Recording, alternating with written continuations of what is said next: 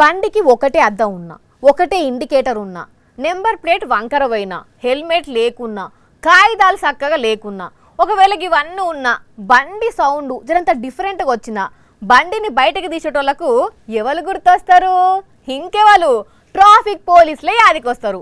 ఒకవేళ రోడ్డు మీద మనం పోతుంటే వాళ్ళ పనులు వాళ్ళున్నా ఒక కంట వాళ్ళనే కనిపెట్టుకుంటూ పోతాం కదా. అయితే ఇక్కడ ఏం జరిగింది? వార్త ఏందంటే 230కి పైగా చలాన్లు, 43,000 చిల్లర ఫైన్లు. చూడండి ఎంత ఫైన్ పడ్డదో. బాబోయ్ దగ్గర 2 బారాలకు ఎక్కువనే వచ్చింది చలాన్ల చిట్టి. చెప్పండి పోలీస్ సార్, అసలు మీకు ఎట్లా దొరికిండు, ఎట్లా పట్టుకున్నారు? వెహికల్ గురించి చెక్ చేయడం, దానికి ప్రాపర్ డాక్యుమెంట్స్ లేవు, ప్లస్ హెల్మెట్ అవి లేవు. ఇవన్నీ చూసి మేము చెక్ చేసి ఒకసారి చెక్ చేయగా ఇతనికి మొత్తం 232 ఫైన్లు పెండింగ్ ఉన్నాయి. ఇదట ఈ బండి అసలు కథ మామీషు. 2016 నుంచి ఇష్టం వచ్చినట్టు బండి నడుపుకుంటూ పోతుంటే ఒక్కో చలాన్ వెరుక్కుంటూ పోయి ఇగో ఇంతగనం చలాన్లు జమ అయినాయట.